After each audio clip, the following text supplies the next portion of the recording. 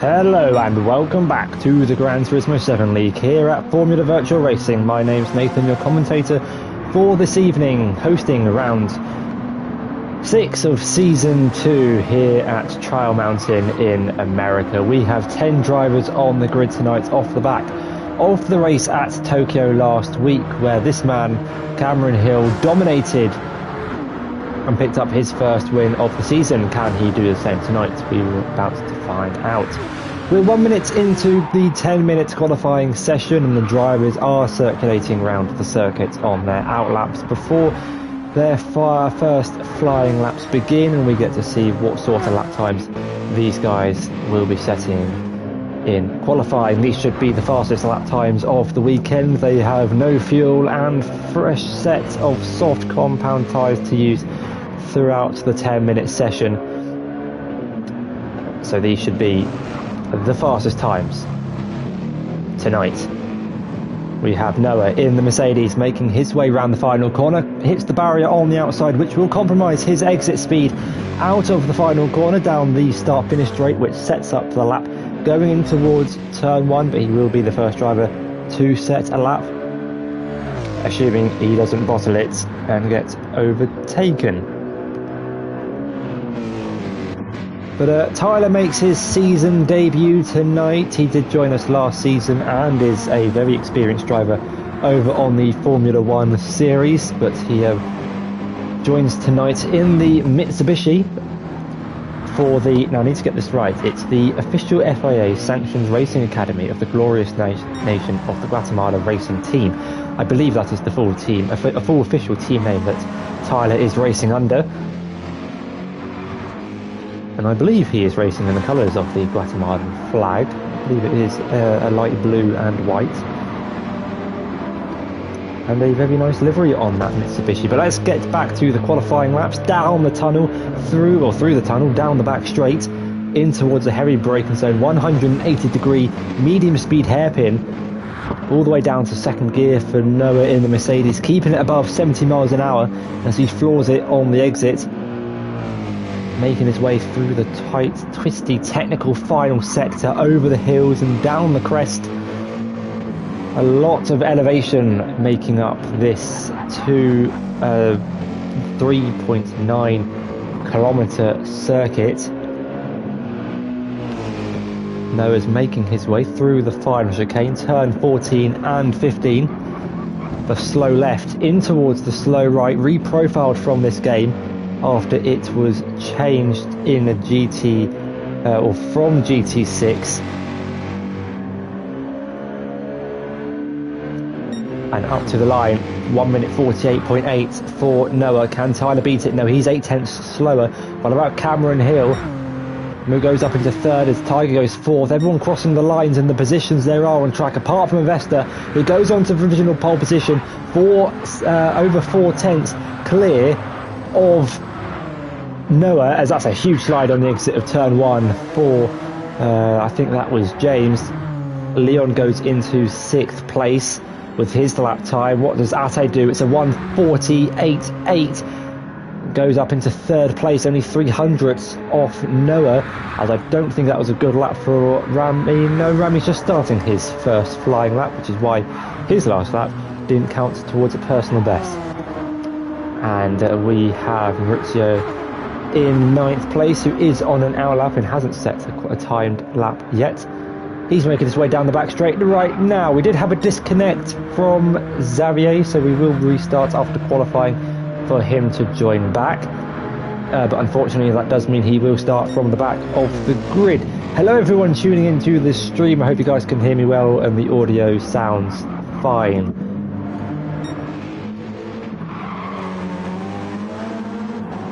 Right on board with Tyler through the final sector in that Mitsubishi. You can see the elevation going down the hill. It's a downhill braking zone in towards turn 13. And then not a long run to pick your braking zone for the final chicane. It's a slow right. You don't want to take too much sausage curb on the inside, and a little bit of curb on the inside for the final corner. Quick on the power. Probably one of the most important corners on the circuit. Noah improves up into second, or stays in second, Tyler doesn't improve on his time. Last week's race winner isn't going to improve either. He's still in the 1 minute 50s on that last lap.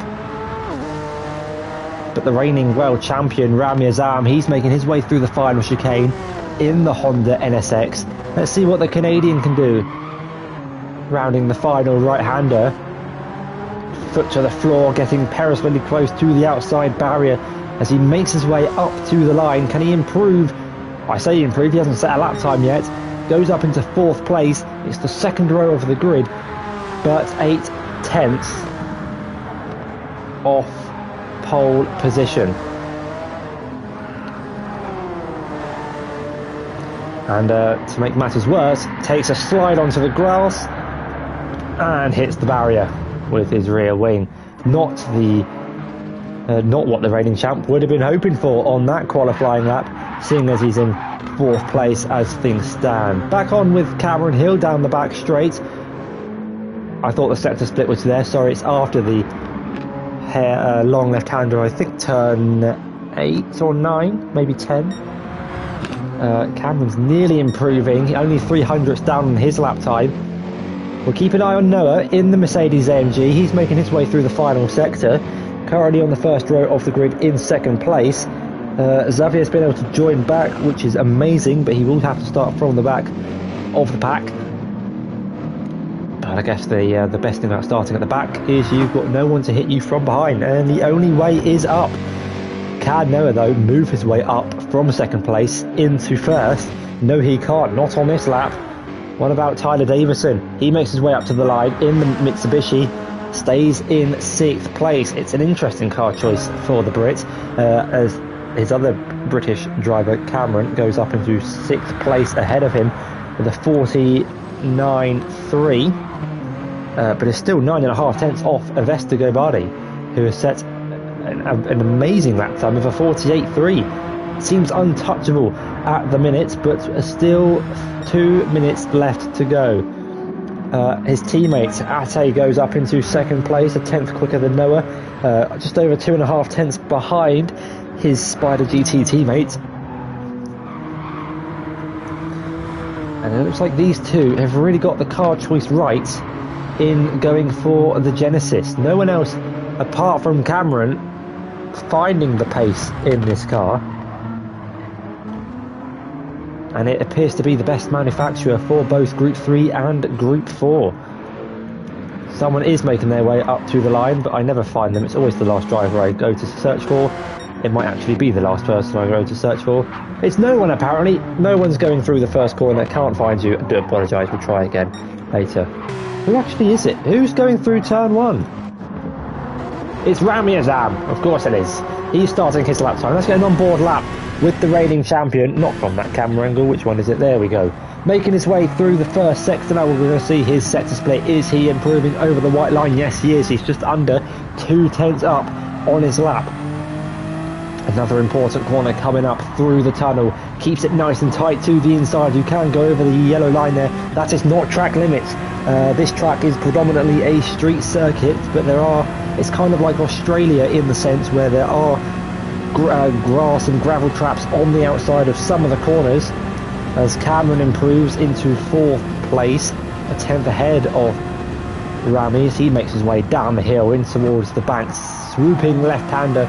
A really easy corner to brake too late or get on the power too early and hit that outside barrier. But Rami is improving by a 10th through the middle sector. And might need a really good final couple of corners if he's to elevate himself from 5th into the top 3. Into the downhill braking zone of turn 13. Doesn't use too much curb on the inside. Don't think he touched the yellow bit on the very far inside of the corner, but he's looking for his braking zone. Heavy braking down towards 1st gear. Hits the apex on the inside. His eyes set for the 2nd apex and his foot flat to the floor as he nearly hits the outside barrier. It's a little bit of a wobble. It's going to be the final lap of the session for Rami. Can he improve from 5th place on the grid up to the line with a 48.9? And it's a 10th quicker than Cameron, but a 10th behind Noah, and will start no higher than 3rd place on the 4th place on the grid.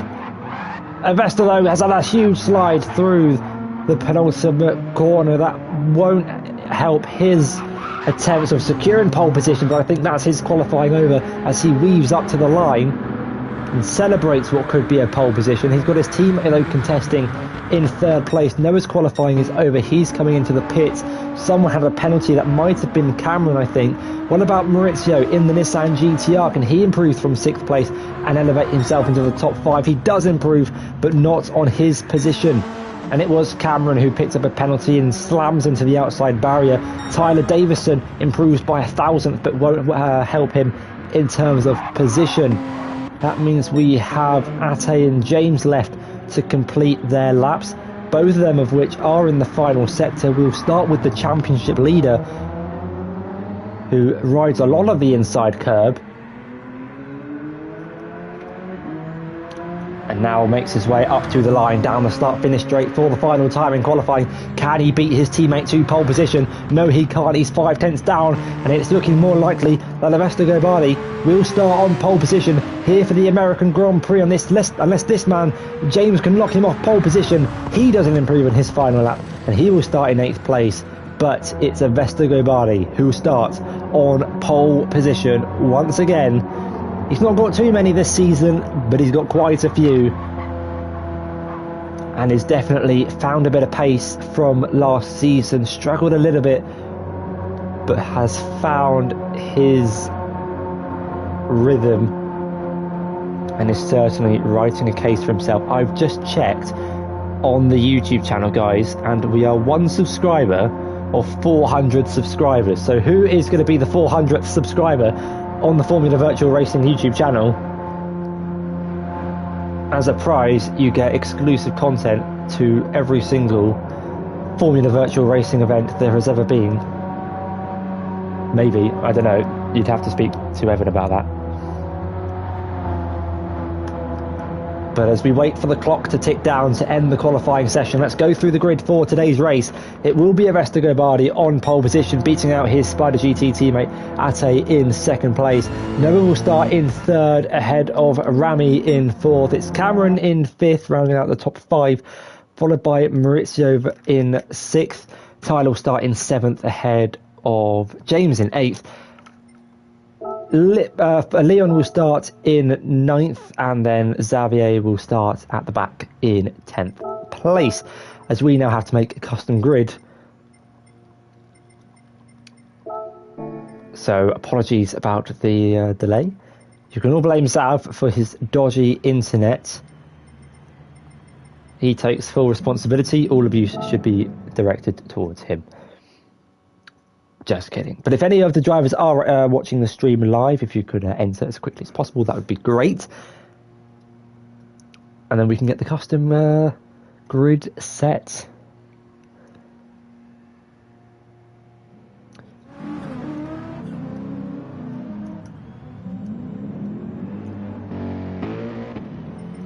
It's just Rami, but we can make a start. So it wasn't Tyler on pole position, it was Vesta. Of course, he's right at the bottom. And then Ate starts in 2nd. These two Spider GT drivers are definitely they're very impressive in qualifying. The number of 1-2 starts that they've had this season, or starts inside the top 2, have been mighty impressive and consistent. But you can't win a race over 1 lap pace. That's what I like to say. You can be rapid over 1 lap, but it's consistently doing it over a race stint. So to go through the grid one more time, it's Vesta on pole, followed by Ate in 2nd, Noah in 3rd, Rami in 4th, ahead of Cameron in 5th, Maurizio in 6th, ahead of Tyler in 7th, James in 8th, Leon in 9th, and Xavier in 10th. We will be starting soon, and then we can get 25 laps of the American Grand Prix underway. Never mind, we've got to wait for Leon, because my guess is a weak bladder. That's going to be my prediction, weak bladder. And the bathroom is calling his name.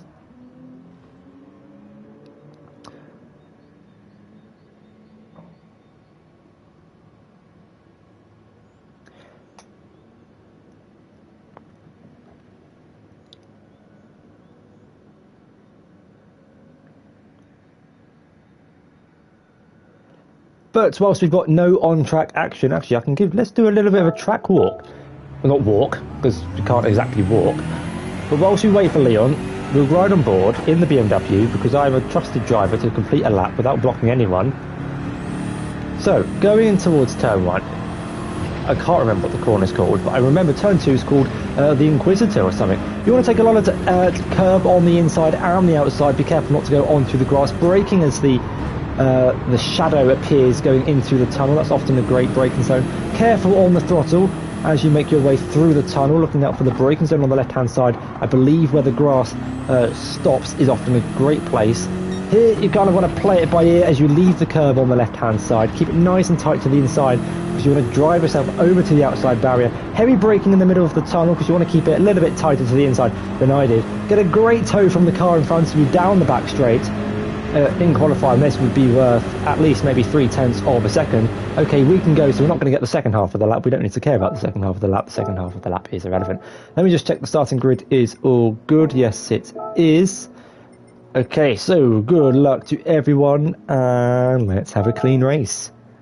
We will be starting in 10 seconds, just so everyone can make sure they are on the correct tyre. The final sector, though, you want to brake at, there's a sign that tells you to turn left at the end of the back straight. That's when you want to be braking for that corner. Keep it nice and tight through the middle bits. Braking as the barrier opens on the left-hand side for turn 12.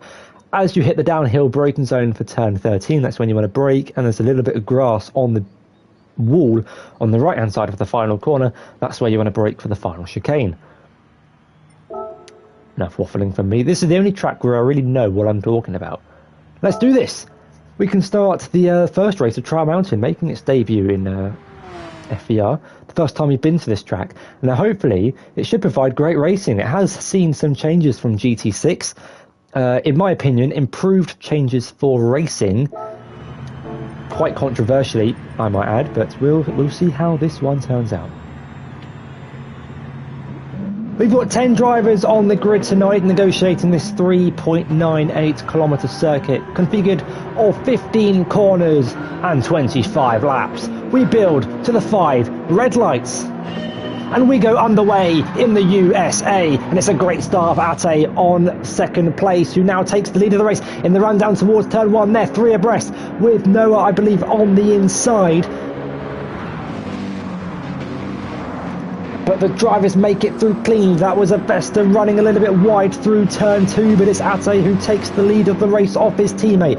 Avesta looking for a move down the inside, and there might have been a little bit of contact as he now looks for the outside of Rami Azam, but it's Noah dropping down into 4th place. Tyler defending as the 2 BCR drivers going side by side as Zav is launching one down the inside of Cameron, who's dropped a couple of places in the Genesis, now down into 7th, possibly into 8th. A little bit of lag at the start of this race, but everyone's made it through the first corner fairly cleanly. A great start from Ate, who's now 1.5 seconds ahead of Rami Azam. Noah holding position in 3rd place, but what has happened to Avesta? He's side by side with Tyler down the back straight. He's side by side with Maurizio, I believe. Now he's behind the GTR. It's so hard to tell where the cars are. These camera angles are appalling. Maurizio now down the inside of the Mitsubishi. Avesta's late on the brakes. He's going to make it 3 wide at the apex. And I think there was a bit of contact between himself and the Nissan as Tyler now does the old up and under and gets through on Maurizio.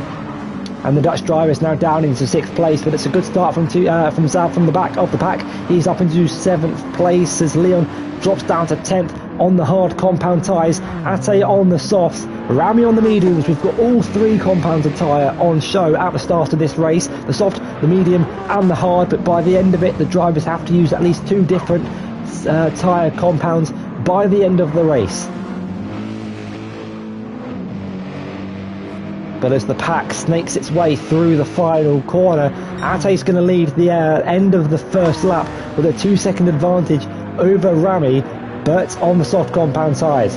It's going to be a similar race to how the Red Bull Ring developed. Tyler Davison is late on the brakes down towards turn 1. That's Avesta's been spinning, and Zav was up in the background as well. A disaster for those 2 who are both facing the wrong way, and in the barrier was their contact. We'll find out in a minute what happened going towards turn 1. Let's ride on board with Tyler. It's the Vesta who I think is disconnected, but then what happened to Zav? And by the looks of that, I think he just dropped it. It was so hard to tell. We just caught the end of it. Riding on board with the wrong BCI driver. I don't think there was contact. But that's so unfortunate for Zav, who's now 9.4 seconds off the back of Leon, and without any safety cars is going to be one hell of a comeback if he can pull it off.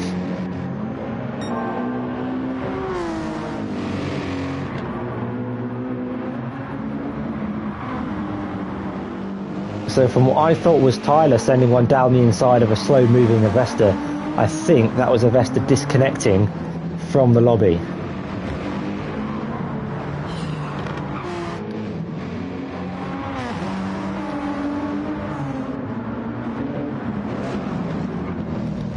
And that is so unfortunate for someone running so high in the championship. Just to confirm, that was an independent spin from the Brits at the back of the pack. So no foul play there as far as I'm aware. Lap 3, and there's 3 seconds between the top two at a leading Rami in the early phases of this race, but remember there is a difference in tyres.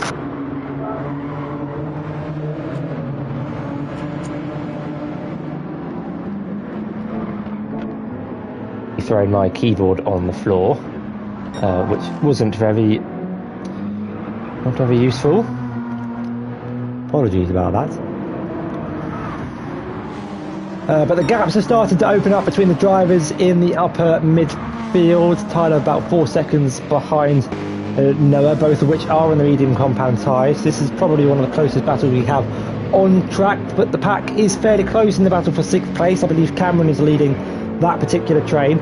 Here comes Noah. He's gaining and gaining on the Honda NSX, using the German horses down the back straight to try and look for a move in towards the hairpin. He's going to send one down the inside. Rami's going to try and do his best to hold it round the outside, but in the end just tucks in behind the Mercedes. Going to give the old up and under a go, but that's a great move from Noah. Up into 2nd place and can now lead the hunt for Ate in front. We're getting all the rhymes out tonight. And going into this race, Avesta was 2nd in the championship prior to Tokyo. Unfortunately, I've seemed to have forgotten to update the standings after Tokyo, so we will get a double race results for next week. Rami nearly plows into the back of Noah going through turn 14. That would have been a monumental accident if he'd had. Meanwhile, towards the back, drivers hitting the barrier on the outside. That was Cameron hitting the barrier on the left-hand side. That's allowed James to pounce on an opportunity to overtake as they're neck and neck over the start-finish straight. Cameron's getting a little bit of a helping hand here from the car in front. I think Maurizio was slightly defensive going in towards turn 1, maybe a little bit cautious that the Genesis would get the jump on the Nissan, but it's a poor run through turn 3 and through Devil's Advocate. James sends one down the inside, but he's got a little bit deep because Cameron's going to fight this one back. A little bit of a wobble on the exit as they bang wheels going in towards turn 5. Through the prosecutor they go, and that is James up into 6th place. But Cameron, interestingly, on the hard compound tyres, but still putting the pressure on James, going through the middle sector, down the back straight.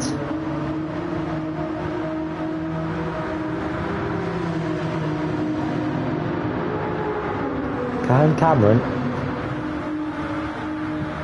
work his way up into 6th place with a moving towards the guillotine? Not on this occasion, but bear in mind he is on the hard compound tyres and will start to struggle, as is Maurizio, also on the hards. A lot of drivers using the hard compound tyres here tonight.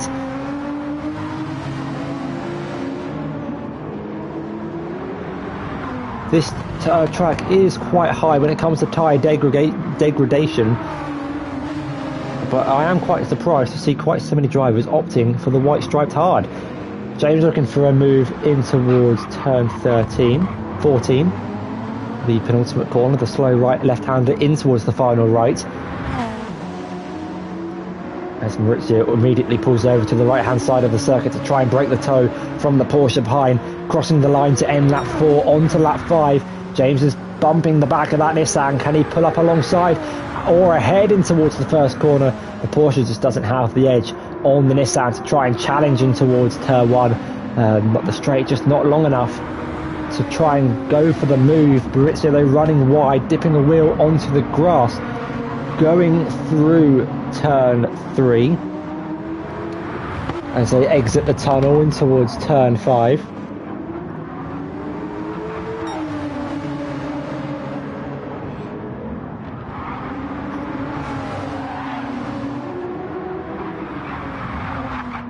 So they go through the guillotine for the 5th time tonight, a crucial corner at this circuit, especially when you are trying to overtake the car in front. You really have to prioritise a good exit speed, which leads you all the way down from turn 8 to 9. A swooping left-hander called for gallows, looking out for that yellow sign on the right-hand side to mark your braking point.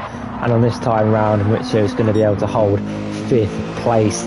As we cut back up to the battle for 2nd place, it is still Noah ahead of Rami, but 5.7 seconds, now up to 5.8, is the gap between the front two. Noah though on the mediums, Ate on the softs. James on the medium compound tyres in a hard sandwich in between Noah and Cameron. Once again looks for a gap on the inside, not finding one though. If he can get a great exit out of the final corner, he might be able to challenge him towards turn 1. It looks like he's got a pretty decent exit. He pulls over to the left-hand side and is now alongside the GTR. They are neck and neck over the start-finish line in the run down towards turn 1 with the inside line. James is going to be late on the brake, you'd imagine. Sends it to the inside and moves up into 6th place, but can he hold it? No, he's in the wall. And Cameron swoops round the outside through turn 3. But what looked like a promising overtake has turned into being overtaken. And lucky to survive with no damage. We'll get a replay of how it happened. Let's give it a listen.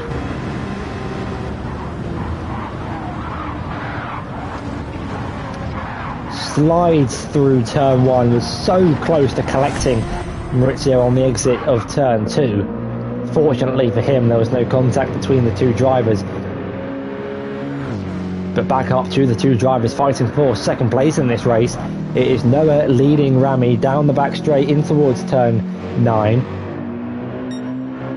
As they now make their way through the tight, twisty, technical final sector. Even that yellow sign on the right-hand side is warning the drivers of how twisty this part is. Although, albeit it is facing the wrong way, but that's for the reverse layout of this circuit, which isn't actually too bad for overtaking. The final chicane makes for an interesting slow first braking zone after a long back straight.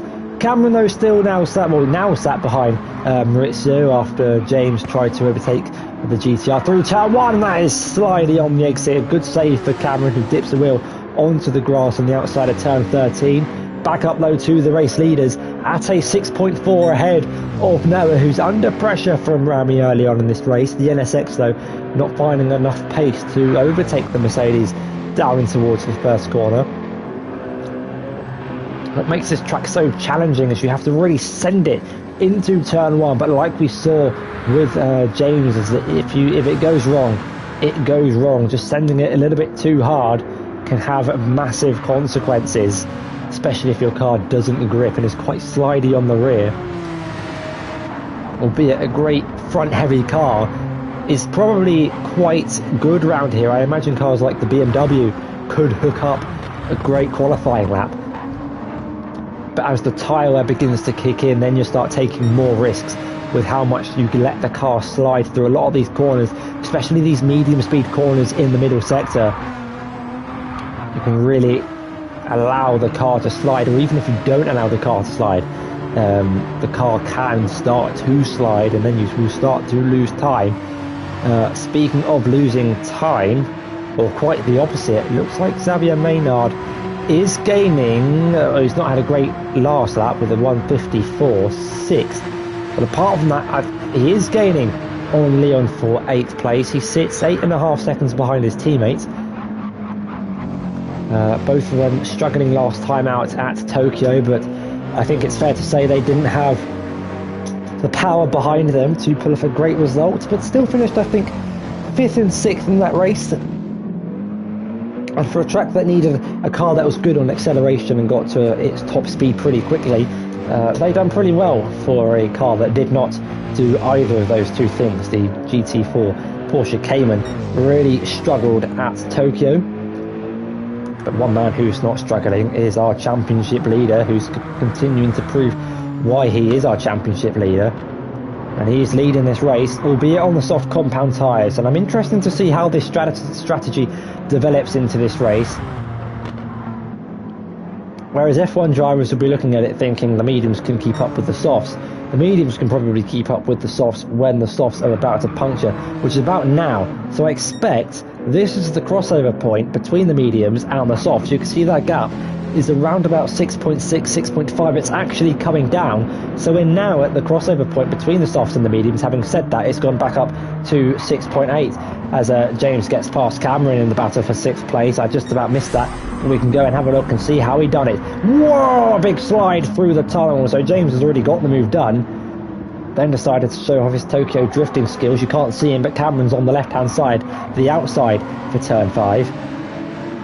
And he tries to fight it back to the inside, but James has that covered. And that's where the replay on that one ends. Noah, though, having to defend from Rami. This is the closest he's been in the last few laps. The gap's been about 5-6 tenths of a second, but he's closed it right down to 3. And just quickly going back to what I was saying about the strategy, we're now at the crossover point. You can see Noah is gaining on Ate because Ate is into the pits, whereas we've got one Genesis on the softs, the others are all on the hard.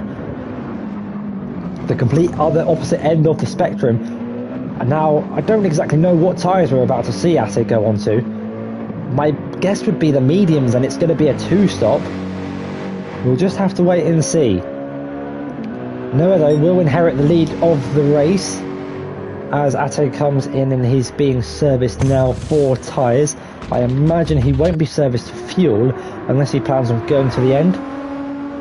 Fuel, though, is going into the back of the Genesis, not a lot of it, 45 litres, which should get him to the end of the race. And it is the medium compound tyres. This could be quite close on pit exit between him and James, but he slots in 5th place and already has a pit stop advantage over the top 5. Not the top 5, the bottom 5.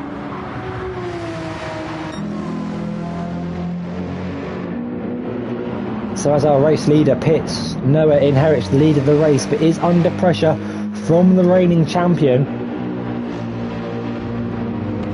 Noah suffering from a little bit more tyre wear, but does have a little bit more fuel, which means he won't have to put too much more in when it comes to the pit stop phase. For those of you who are quite new to the series or haven't or don't know the fuel regulations, the drivers do not have enough fuel to make it to the end of the race when it comes to the GT3 races. They do in the GT4s because the GT4s have more fuel for some reason, but when it comes to GT3s, they are about 3 to 5 laps short, roughly. So then you ask the question, do you start saving fuel to have a shorter pit stop, or do you just go foot to the floor and start setting qualifying laps? But obviously the more fuel you save, or the more fuel you have, the less you have to put in at the pit stop. The refueling speed, though, is fairly quick, so you shouldn't spend too much time in the pits refueling compared to others. Speaking of things that are really quick, Ate is already all over the back of Maurizio Valdris going through turn 13. The Dutchman defends the inside, but Ate's on those fresh, soft, medium compound tyres. He looks for it on the outside. He can't quite do it there, but will just set himself up beautifully for a run through the final corner, which will see him overtake the Nissan in towards turn 1 if he can get the jump. Rizzo defends the inside but makes contact with the Genesis.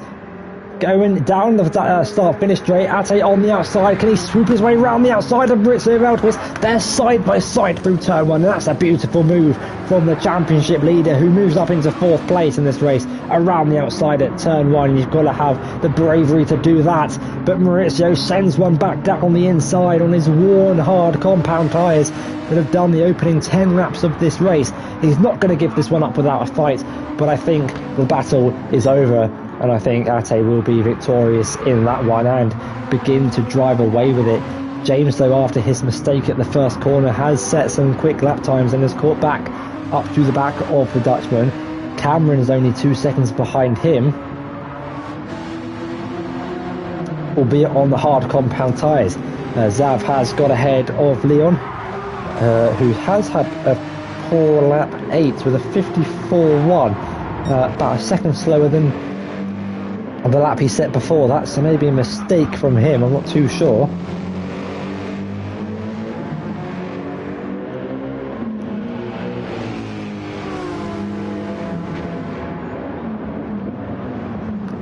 But Rami still sat behind the Mercedes. He doesn't appear to have an answer for the questions that Noah's asking him. That gap's now just opened up to 7/8 tenths. Maybe Rami's doing a bit of fuel or tyre management to attack the Mercedes later on in the stint. Maybe they're attempting a one-stop. I'm not too sure. I honestly have no idea what the strategy could be here tonight.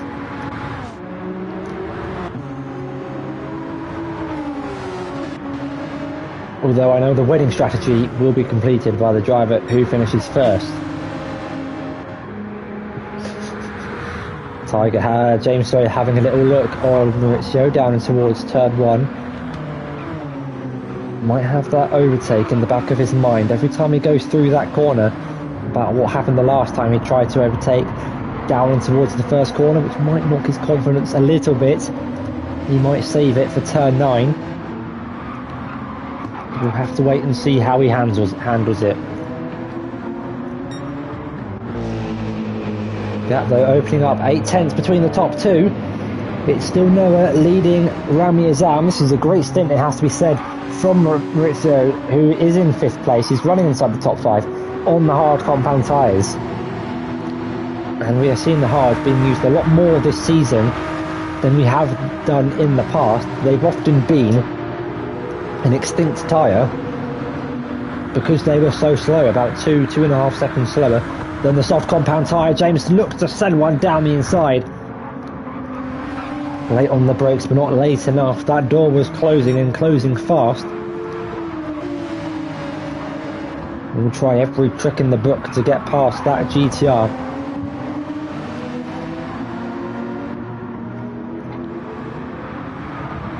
As they go through turn 13 for the 11th time this evening. And James's mediums are still holding up fairly well, it has to be said. They're about 40% worn on the front right. That appears to be his most worn tyre. The right side tyres do tend to wear the most at this circuit. Of course, there are a lot of long swooping left-handers, as you can see in the track map, but this is the closest that James has been in a while. He pulls over to the left-hand side of the circuit, which is the inside for turn 1 once again. Can he complete the move this time round? He's failed it once before, and he's failed it again. He takes a lot of grass on the inside, a lot of grass on the outside, and he's hit the GTR, and both drivers are off into the grass. I think Maurizio survived it, but with damage to the bumper. And it's a shower of deja vu for them two. The first time they didn't come together, but the second time Maurizio wasn't so lucky. Cameron now all over the back of the Dutch drivers. James's BCR teammate catching up to this battle for 5th place.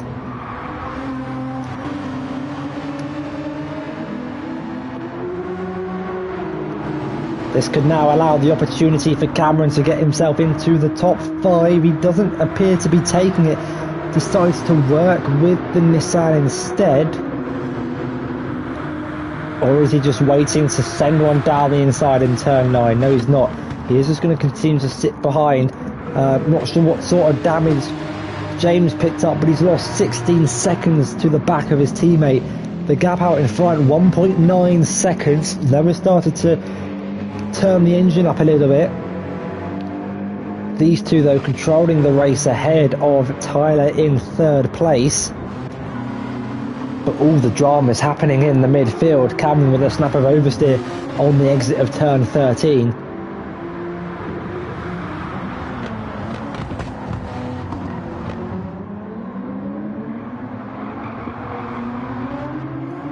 And he's got a really good run through the final corner. Maurizio, I think, had to avoid hitting the barrier on the outside. It's the two cars side by side once again in towards the first corner. We've seen this many a time already this evening. Will it be completed successfully with Cameron already ahead by the time that they get to the first corner and now moves up into the top 5 on those hard compound tyres? I'm pretty sure Zav from the back of the grid will be interested in making up a few positions in his individual comeback drive after he dropped it on the first corner, I think on lap 2. Set his personal best on lap 4, 50.8.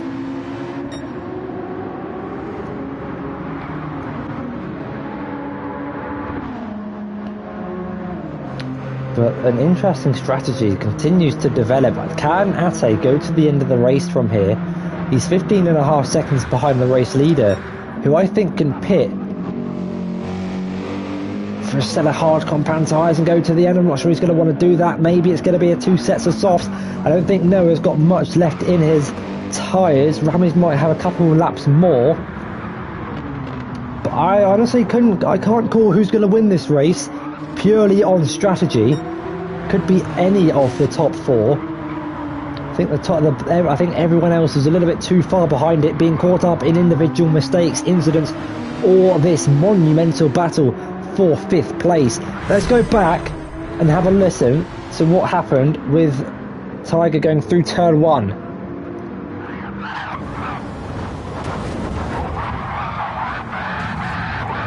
There you have it. It was just out of control. As soon as you go into turn 1 too fast, too committed, you then get grass on your tyres. You have no steering for the right-hander, so then you're forced to the inside for turn 3. And unfortunately, Maurizio was just a victim in that incident, and he's been overtaken by Zav. Does the replay camera go far enough back to see how it happened around the outside and towards the final corner? Surely not. That is an impeccable move from Xavier Maynard around the outside at the final corner. Don't think I've ever seen anyone pull that one off before. He's certainly throwing down a statement after his earlier mistake on lap 2.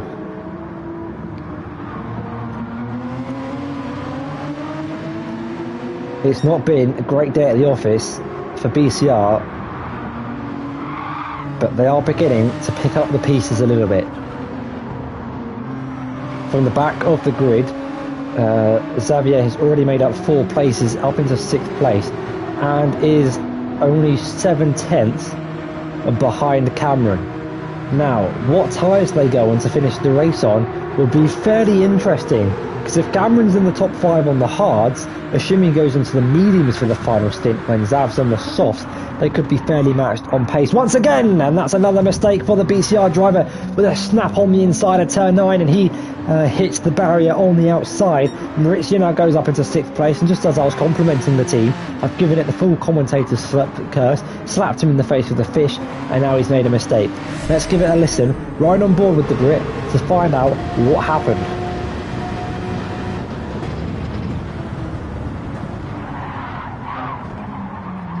I think he almost hit the barrier on the inside, but you heard the rear give way as Cameron comes into the pit off of the hard compound tyres, and I'm assuming it will be mediums for the final 11 laps.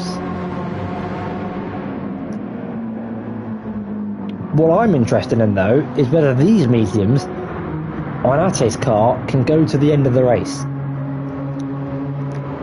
because he's 12 seconds behind the race leader, and if not, the top 3 still need to make another pit stop. Well, in fact, the top 8 still need to make another pit stop. I don't think anyone else is pitted, apart from Cameron and Ate.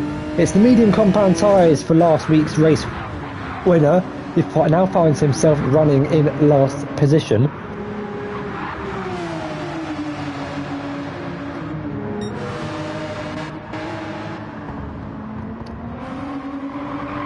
I remember when the new update dropped, introducing the new handling model, Group 3 Trial Mountain was a daily race, and the Porsche 911 was the car that everyone was driving back then.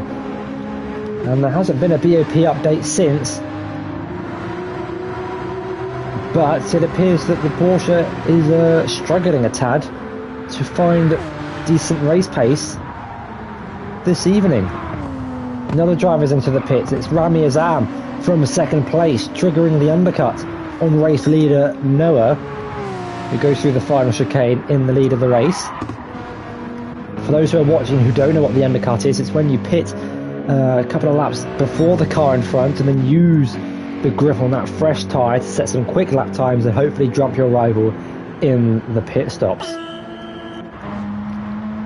Of course, the opposite of that is the overcut, where you create a tyre offset and use the fresher tyre later on in the race to try and almost make a comeback drive through the field. Cameron, though, was once in a battle with James, is let go by his teammate.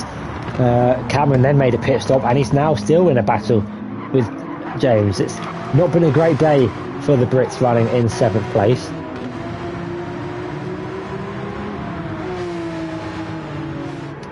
And like I said earlier, that move into turn 1 might have haunted him from the first time he attempted it.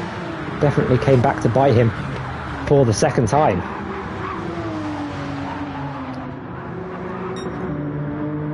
But going for a move in towards the first corner at this track, it's a high-speed left-hander. It's not like it's a low-speed hairpin where you can brake on the inside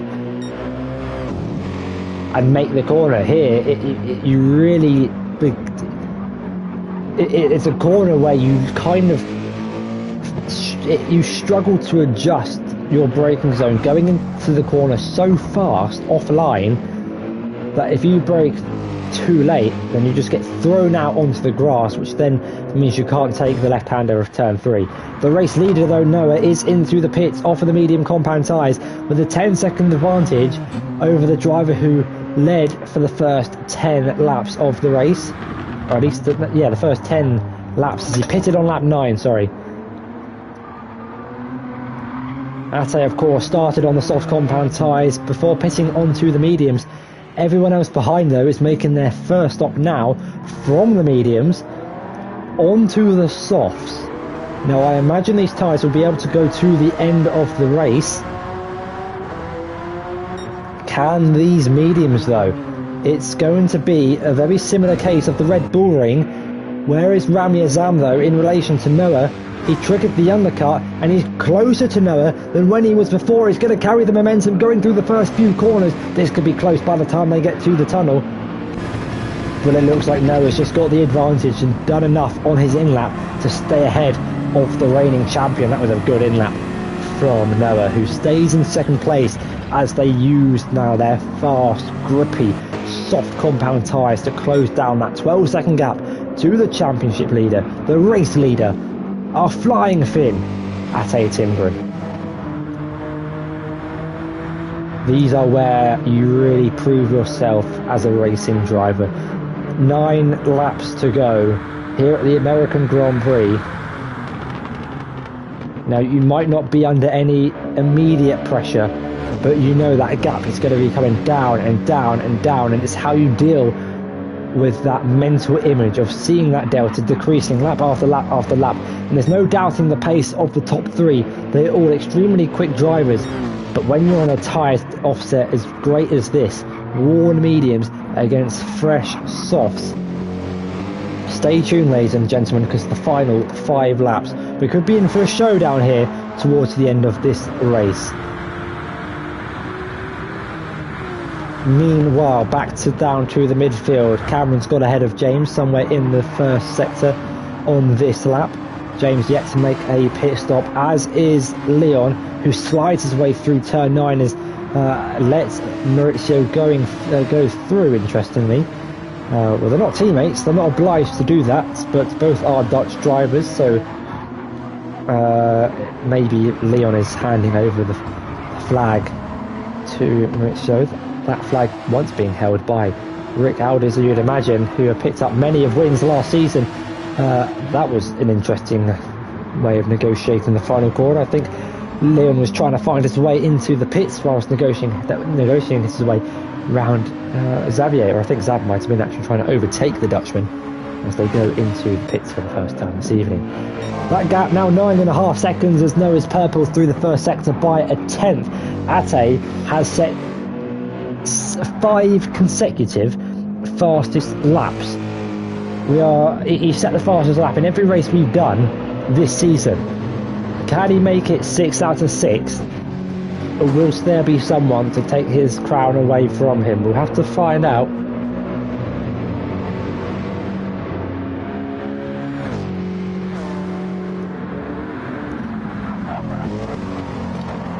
But for those of you who are just tuning in, welcome to the American Grand Prix here at Trial Mountain. We have a very interesting strategic situation unfolding where race leader Ate Timgren. Has there been a crash? Yes, there has been a crash. I never miss a crash. And it's James once again. What happened to the Brit? Let's give it a listen.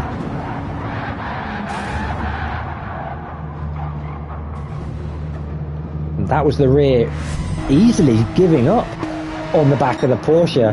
It's kind of hard to tell what happened, but the car went on strike, it seemed.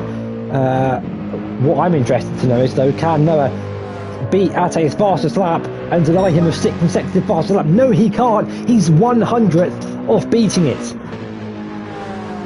So Ate's record of 6 consecutive fastest laps is set to continue if he can keep it by the end of the race. It does mean he will get an extra point in the championship standings. He's got 5 points so far just from the fastest lap, which is more than some drivers have got all season, which is fairly impressive.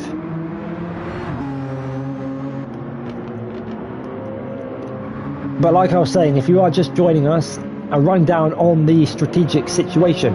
Ate started this race on the soft compound tyres and pitted early for the mediums, which is the tyre he is on now. Behind him he has Noah and Rami Azam hunting him down, who have just pitted for fresh soft compound tyres. That gap was 12 seconds when they made their pit stop. It is now 6.7. That gap has closed down 5 seconds over the last 3 laps. And at that rate, they're going to catch Ate and take the lead of the race. And now, I don't want to jinx Ate's fastest lap record, but Noah has just gone purple through Sector 2, so we will keep an eye on the Brit to see if he can take the fastest lap away from the finished driver.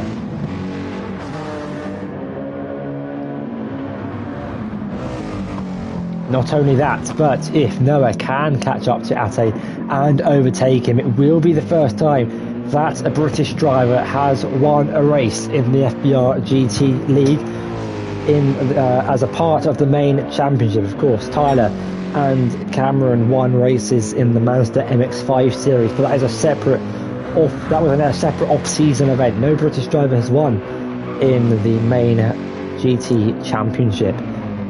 Could this be the first victory for Team GB? The gap 5.77 seconds now, 5.6.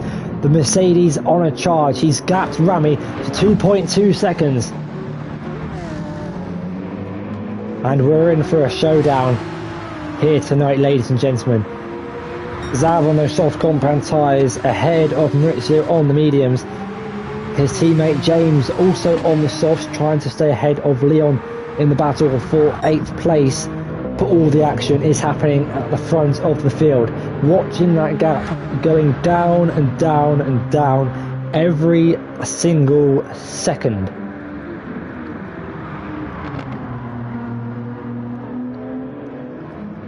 I think my biggest concern is Ate's front right tyre.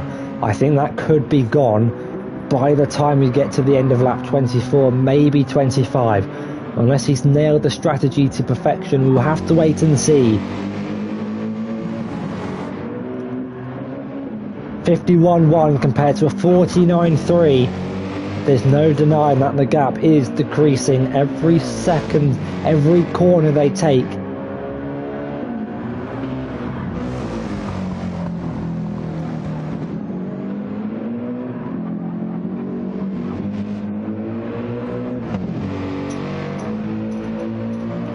Trial Mountain is definitely a circuit that punishes you if you push too hard. And I'm sure both of these drivers will be pushing to try and either stay in the lead of the race or win the race. Noah got his first podium of the season 4 weeks ago now at the Red Bull Ring. He's not been on this podium since. And he's in a prime position to finish in either spots on the top two. We'll have to wait and see whether it's silver or gold, first or second. The gap behind now 2.9 seconds. It doesn't look like Rami has an answer for Noah's pace. Remember, Rami pitted a lap before the Brit to try and trigger the undercut to get past. However, it was unsuccessful in that attempt.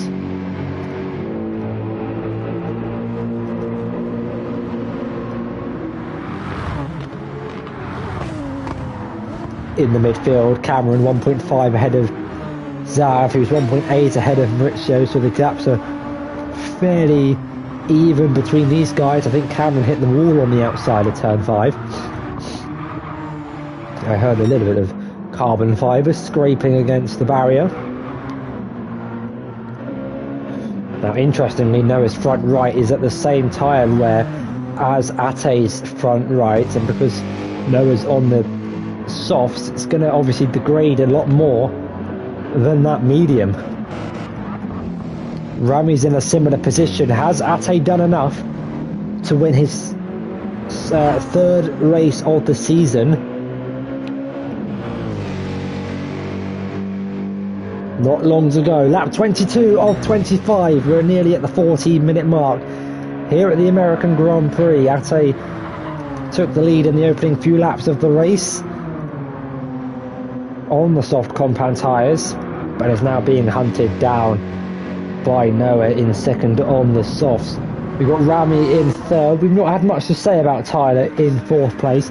Of course, representing the official FIA sanctioned Racing Academy of the Glorious Nation of Guatemala racing team, his teammate Billy Sturdy's not here for tonight, hasn't been here all season. Maybe they're still stuck in Guatemala.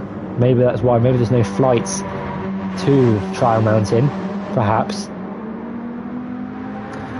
But Tyler's had a pretty lonely race, 16 seconds behind Rami, 13 seconds ahead of Cameron. He's not seen much action on the track. I've queued myself up for a great follow-up line, but I will restrain myself from using it. Maybe season 3. Who knows? I'll have to... That's if I'm continued on for another year. Obviously, my first year in commentary, or first season in commentary, so, you know, can't get given the boot after 6 rounds. Got to survive till the contract negotiations at the end of the season, of course. Who knows, maybe I'll get signed as a driver. I'll have to wait and see.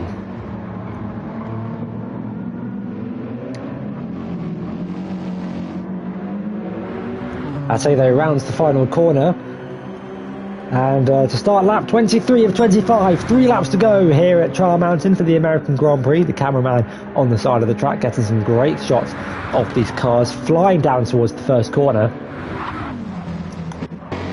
I was really hoping the camera there would be a little bit more gradual, as look at the state of Rami's rear right. He's got a 15-second gap to Tyler, but I wouldn't be surprised if he pits at the end of this lap. For a set of soft couple, I might be surprised if the pit lane's actually more than 15 seconds. I think Tyler might be in with a shot of a podium if Rami gets a puncture on the last lap. Noah could be in a similar position. The gap 3.1.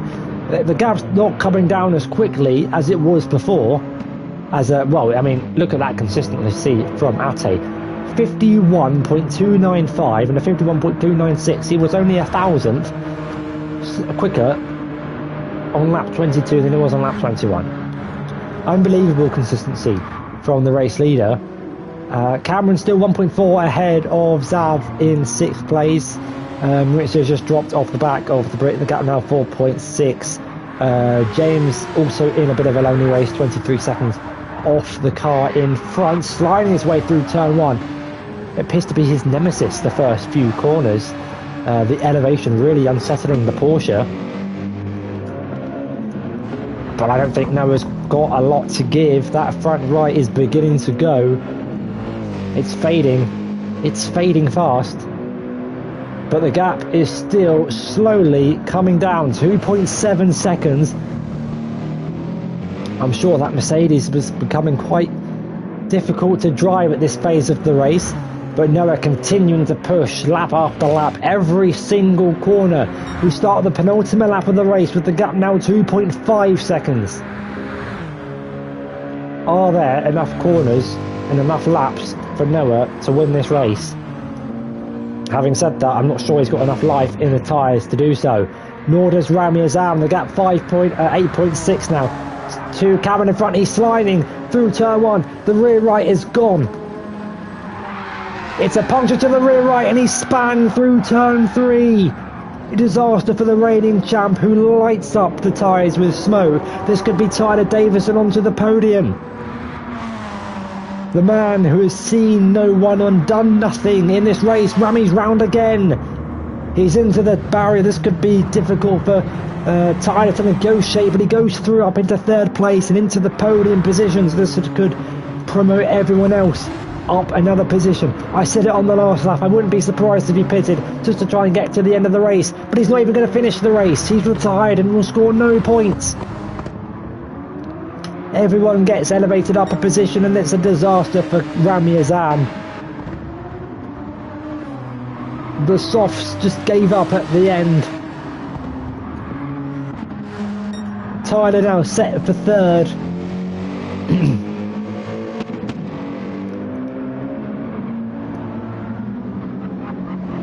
And whilst he's on course for a podium, the battle for the lead is still to be decided. It is quite close still, 2.5 seconds between the top two. They're so close now that we can see them in the same shot going through turn 15 and turn 14. But I think that Ate has enough life left in the front right to see him over the line in the lead of the race. It's obviously so hard to call, but maybe if Noah stayed out for an extra lap or two. Obviously he was fighting Rami Azam, so the move to pit made sense.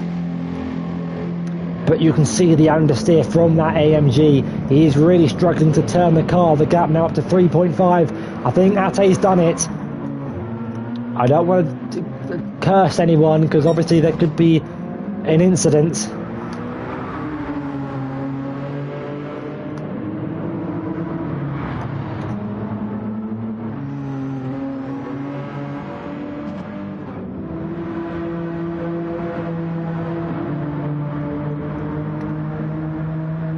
For Ate, he didn't quite start on pole position for today's race, but he quickly got up into a position he is so familiar with this season. He took the lead off his teammate on the opening lap and has led ever since until he pitted from the soft compound tyres onto the medium. He done something different. He done something different. He done what his teammate done at the Red Bull Ring. The strategy that got Avesta his first win of the season, and for Ate, he has executed the same strategy to perfection. He has pitted at the right time. He has managed the tyres beautifully. He's only got 2 corners to go. Here at Trial Mountain, it's the first left-hander at turn 14, the final right-hander of turn 15. Kisses the barrier on the outside and up to the line. Ate Timgren makes it 3 from 6 and wins the American Grand Prix here at Trial Mountain. 8.4 seconds ahead of Noah in second, who picks up his second podium of the season with a puncture to the front right and damage to the front left. Tyler's not had much in terms of screen time or racing action tonight, but he has been there when it matters, and he rounds the final corner on his season debut. He's missed the first 5 races, but he's back with a bang, and the driver for the FIA officially sanctioned for a racing team of Guatemala, whatever it was, finishes in 3rd place for his first podium of the season. Cameron crosses the line in 4th place ahead of Zav in 5th from 10th. Not a bad result from him, considering his spin at turn 1. Maurizio crosses the line in 6th place. And a race that I think James will want to forget from his memory banks. When he tried to overtake Maurizio twice into turn 1, both of them ended up on the grass and in the barrier. But will cross the line and score points in 7th place. Ahead of Leon, who's crossed the line in 8th.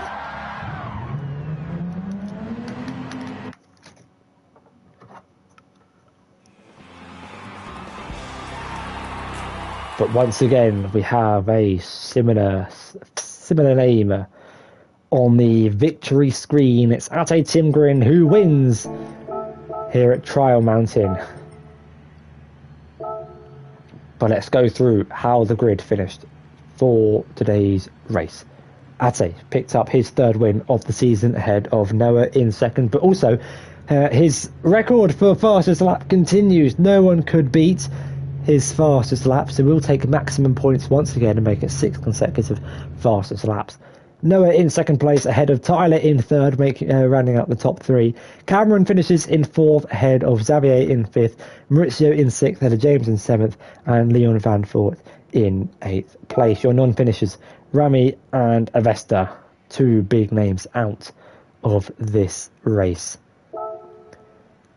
Thank you everyone for watching. I hope you guys have enjoyed. That was an incredible race, as Trial Mountain proving itself once again to be a fantastic racetrack. But next week we take a flight over to Europe for the German Grand Prix, where we're at the Nürburgring, not the Nordschleife, just the GP. Back in the GT4s once again for the penultimate time this season. I've been Nathan. I hope you guys have enjoyed. Congrats to Ate for the race win. Thank you to all the drivers who have turned up. Thank you to the viewers who have watched. And I'll see you same time, same place next week. Goodbye.